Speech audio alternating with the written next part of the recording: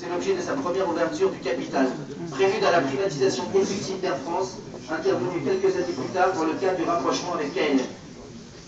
La date du 10 février, comme rapport entre le passage au privé de notre entreprise et le démantèlement de nos garanties collectives, ne relève pas simplement du symbole. La transposition du statut imposée par la loi de privatisation avait conduit, grâce au rapport de force et à un scrupuleux travail de négociation, au maintien des acquis sociaux. Vous allez prendre le temps. Mais la rapidité et la brutalité avec laquelle est opérée la dénonciation des conventions et accords dont découlerait, selon l'engagement cher à Jean-Cyril Spinetta, le pacte social, montre une précipitation non feinte à vouloir tirer un trait définitif sur notre modèle social actuel, certes imparfait, mais pour la conservation duquel nous avons été conduits à plusieurs reprises à nous mobiliser et auquel nous sommes toutes et tous très attachés ici. La dénonciation brutale des conventions, couplée à une description chaotique de la situation, ne force bien évidemment pas à l'adhésion des salariés, qui subissent depuis plusieurs années baisse des effectifs, intensification des nouvelles technologies, réorganisation successive du travail et détérioration des conditions d'exercice du contrat de travail. C'est une réalité convaincante. Selon de nouveaux dirigeants, notre modèle social serait obsolète et notre modèle économique lessivé. Les garanties qualité des salariés seraient un blocage à la mise en œuvre du plan Restructuration Transforme 2015. Les deux principaux piliers du plan Transforme 2015, que sont la productivité et les externalisations, n'y trouveraient pas les moyens de se réaliser. Elles ne correspondraient pas aux standards attendus par le groupe d'actionnaires. Les groupes d'actionnaires.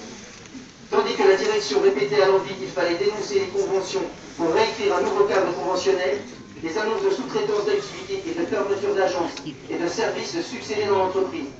Réelle, l'entreprise réelle, nous faisons bien le mot, suscitant un vif émoi et générant de fortes inquiétudes. Inquiétudes d'autant plus légitimes que le plan Transforme 2015 ne garantit pas l'emploi. À ce jour, le risque de licenciement n'est pas écarté. Lors de la réunion à l'initiative de la direction hier, il nous a été proposé d'entrer en renégociation de nos conventions dans le cadre d'un accord de méthode. La dénonciation ne serait plus immédiate, mais décalée dans le temps, pour devenir effective au mois de juin. 3 mois seraient précieusement accordés pour négocier le cadre conventionnel qui remplacerait nos conventions et accords en vigueur.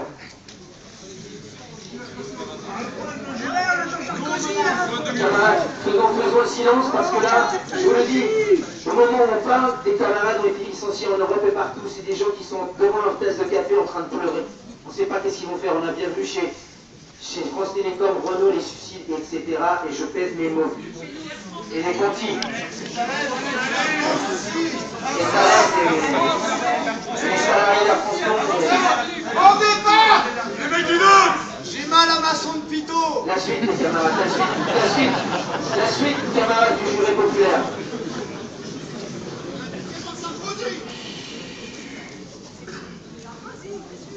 Les bornes de la négociation seraient déterminées par le cadre financier et économique défini unilatéralement par les équipes de la direction, c'est-à-dire selon les termes de la présentation de Transforme 2015. Nous avons demandé que la direction s'engage sur l'arrêt des processus de sous-traitance et de fermeture en cours afin de partir sur de bonnes bases. Notre proposition a été rejetée par Alexandre, je rajoute les mots, de Juniac. Allez sur Wikipédia, s'il vous plaît. Alexandre Bégon de Juniac sur le thème « On ne va pas ralentir les changements en cours ». Comme nous l'avions écrit dans un tract en 2011 suite à l'édiction de Pierre-Henri Bourgeon, le dialogue social doit être la pierre angulaire de la reconstruction. 1,5 million. Ouais, un peu plus. 18 février, votre bien adapté. Ça, c'est de la pierre angulaire, la gueule. Mais force est de constater que pour le moment, les salariés et leurs représentants sont mis à l'écart, aussi bien sur le diagnostic de la situation économique que sur l'examen des actions à entreprendre pour traverser une crise profonde, sans casse sociale, et en maintenant un outil de production de qualité. Les groupes de travail qui ont rendu leurs conclusions à l'origine du diagnostic ne comportaient aucun représentant des salariés. Pour nous, le diagnostic n'est pas complet. L'employeur doit répondre. Sur la tête pour laquelle notre organisation revendique un audit afin d'y voir plus clair sur la part d'Air France et la part de KLM sur son évolution depuis 2004 et les raisons réelles de sa jouissance. Pas mal, hein, je vais aller sur... les tumeurs, à mon avis, c'est cancérigène, donc c'est pas bon. Donc, ouais, c'est bon. Je dis pas ça, je n'ai pas fait trop d'études non plus. Je n'avais pas mon salaire, j'aurais payé 800 € par mois. Alors attendez, j'ai perdu la porte. C'est parti, c'est la chose. On a la force de rire, c'est qu'on a face. Sur son évolution depuis 2004, il est réel, et les raisons réelles de sa tumescence, mais aussi le coût exorbitant de ses taux d'intérêt, l'impact des couvertures carburant et des amendes fret, amendes illicites, je le rappelle. Sur le privé, le transport sécurisé et fiable, de plus en plus déprécié au profit de formules disponibles, génératrices de dumping social et fiscal, et au détriment du service et de la qualité de sécurité à bord. Sur les redevances et taxes payées par la France, où s'exonèrent certains opérateurs présentés comme des féroces concurrents, pratiquant au vu et au su des pouvoirs publics une forme de raquette organisée auprès des collectivités. Sur l'évolution du transport aérien et le positionnement de la compagnie en termes d'ambition industrielle et d'autres offres commerciales, tout type de transport de marchandises, de développement informatique et de stratégie de reconquête économique.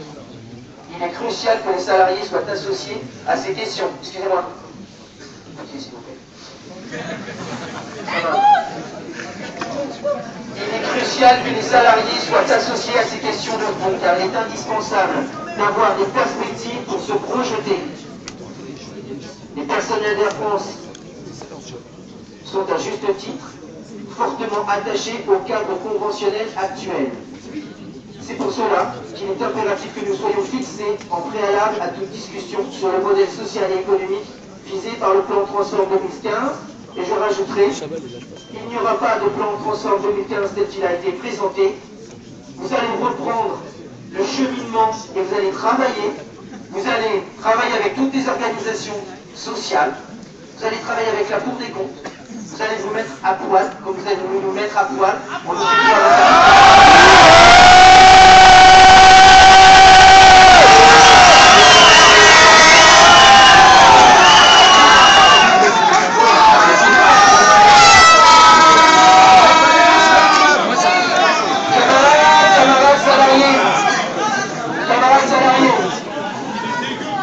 camarades salariés, aujourd'hui, retenez bien. C'est une date importante. On a inversé le rapport de force. Il est en notre pouvoir, en notre faveur. C'est nous qui allons dire comment maintenant l'entreprise va fonctionner. Un petit peu différemment. Parce que là, c'est franchement dégueulasse ce que vous avez proposé. Donc, messieurs, élevez-vous un petit peu, ayez des valeurs un petit peu supérieures que votre porte-monnaie. D'accord? Élevez-vous. Là, vous êtes au niveau, là, comme je disais, c'est quoi les autres là? Niveau zéro. C'est niveau zéro. Élevez-vous.